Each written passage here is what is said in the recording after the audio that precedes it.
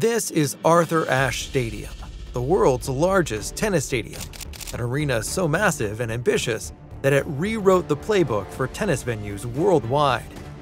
This stadium isn't just the heart of the US Open, it's a record-breaking engineering triumph. With 23,771 seats, it towers over every other tennis venue on the planet.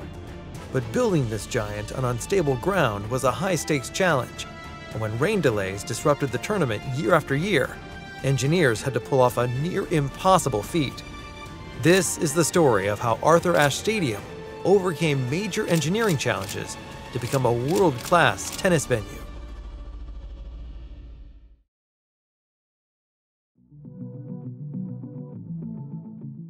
The US Open is one of the most prestigious tournaments in the world, but for decades, it had a serious problem. It was outgrowing its own stadiums. Since 1924, the tournament had been played at the West Side Tennis Club in Forest Hills, New York, but by the 1970s, it was clear that the venue was too small to accommodate modern tennis audiences. But simply expanding wasn't an option. Forest Hills was surrounded by residential neighborhoods with little room for development. Therefore, in 1978, the US Open made the bold decision to relocate to Flushing Meadows Corona Park in Queens. At the time, the move was a game-changer. The new USTA National Tennis Center transformed the aging Singer Bowl, a leftover from the 1964 World's Fair, into Louis Armstrong Stadium, giving the tournament a fresh start with more courts and increased seating capacity. But while the shift gave the US Open room to grow, it didn't take long before demand once again outpaced the available space. Crowds kept getting bigger, TV audiences expanded, and the tournament's stature grew. Therefore, the stadium that had once been an upgrade was now too small once again. By the early 1990s, the US Open found itself falling behind its Grand Slam rivals. At Wimbledon, Center Court had long been the sport's most iconic venue, and Roland Garros' Court Philippe Chatrier had built its own legendary reputation.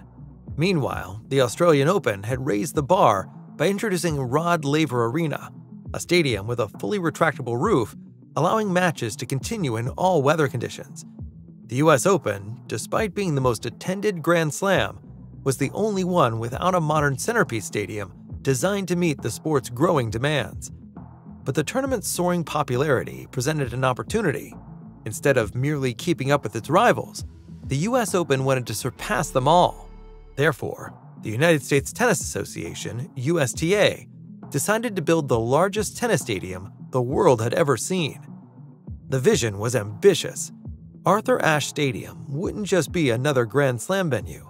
It would be a 23,771-seat colossus, larger than any other tennis stadium in history.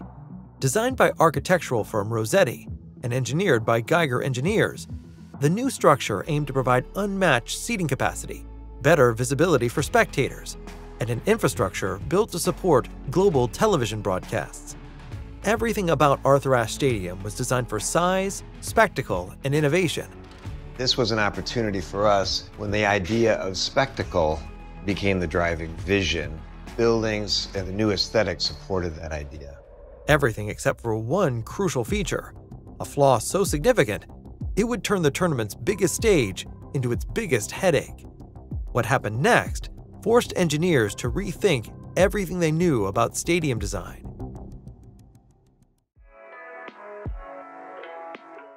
In 1995, construction of Arthur Ashe Stadium began on the site of the existing Louis Armstrong Stadium, the longtime centerpiece of the US Open. But rather than demolishing it entirely, the new stadium was built adjacent to it, allowing the tournament to continue uninterrupted. Therefore, when Arthur Ashe Stadium opened in 1997, Louis Armstrong Stadium was still in use. Building Arthur Ashe Stadium was a massive undertaking, requiring innovative engineering and groundbreaking construction techniques. The USTA wanted to create the largest tennis stadium in the world, but doing so presented major obstacles, and the biggest challenge was the land beneath it. Flushing Meadows had once been a marshland, transformed for the grand spectacle of the 1939 and 1964 World's Fairs.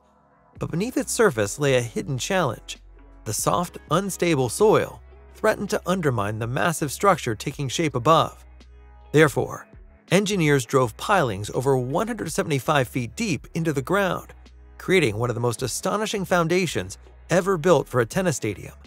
Without this extreme engineering feat, Arthur Ashe Stadium might never have stood tall.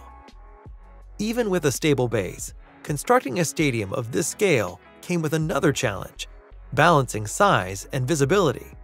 A massive 23,771-seat stadium meant fans sitting in the upper levels would be farther from the action than in any other tennis arena. But the design team solved this by creating a steep, bowl-shaped seating arrangement, ensuring that even spectators at the top still had clear sightlines to the court.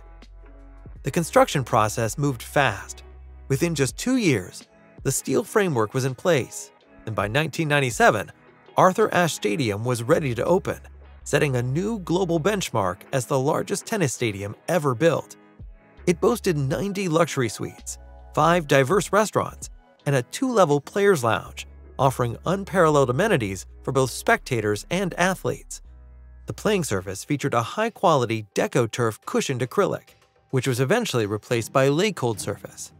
But there was one major flaw in its design, a flaw that would haunt the US Open for years. For nearly 2 decades, Arthur Ashe Stadium had no retractable roof. At the time, the USTA believed rain delays were an unavoidable part of outdoor tennis. But year after year, bad weather disrupted matches, frustrating players and forcing late-night finishes. Therefore, in 2013, the USTA finally announced plans to add a roof. But retrofitting one onto a stadium never designed to have one was a massive challenge. Most retractable roofs, like those at Wimbledon Center Court or Rod Laver Arena, were built into the stadiums from the start. But Arthur Ashe's existing structure wasn't designed to support the weight of a roof. Therefore, engineers had to perform a miracle.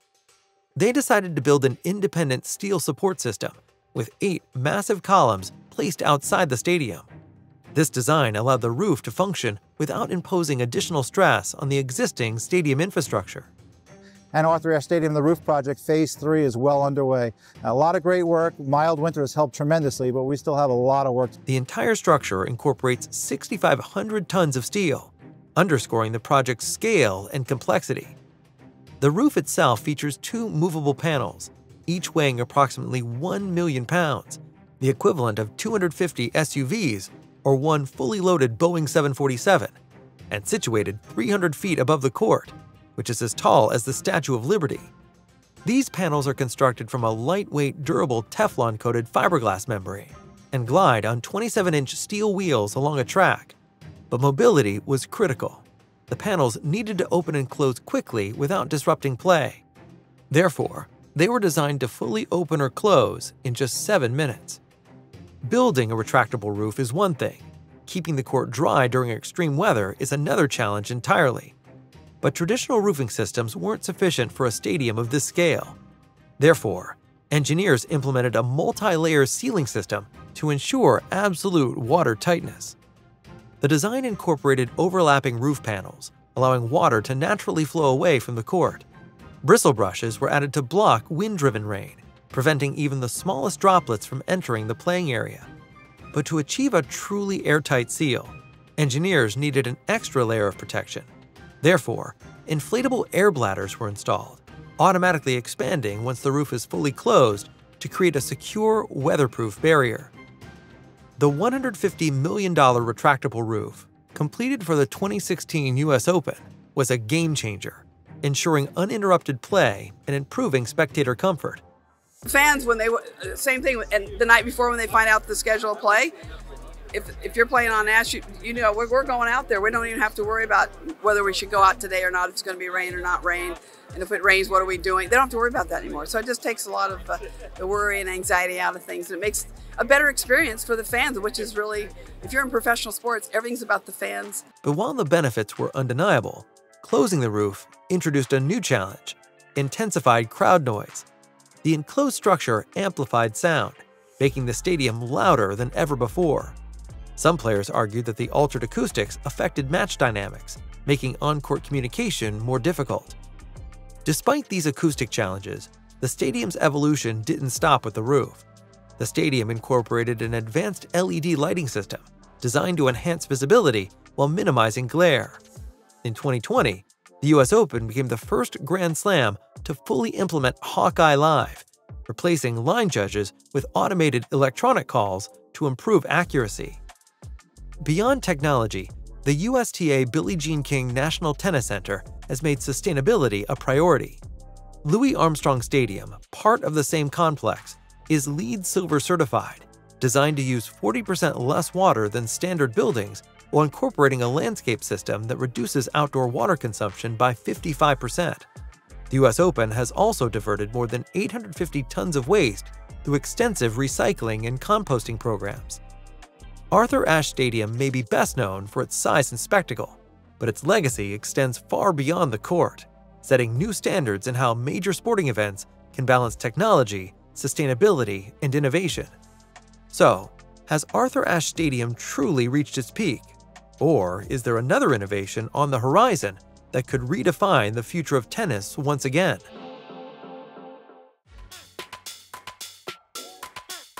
The construction of Arthur Ashe Stadium initially cost $254 million, which equates to approximately $450 million today. The addition of a retractable roof in 2016 came with a $150 million price tag, nearly $200 million in today's money, and was part of a larger $550 million renovation of the National Tennis Center. The investment more than paid off. The US Open has long been the highest-grossing Grand Slam, generating over $800 million annually from ticket sales, sponsorships, and global TV rights. But after the stadium upgrades, hospitality revenues soared, with premium suites, VIP experiences, and prime advertising spots in the now weatherproof venue, adding millions in additional earnings. Arthur Ashe Stadium didn't just transform the US Open, it changed stadium design worldwide.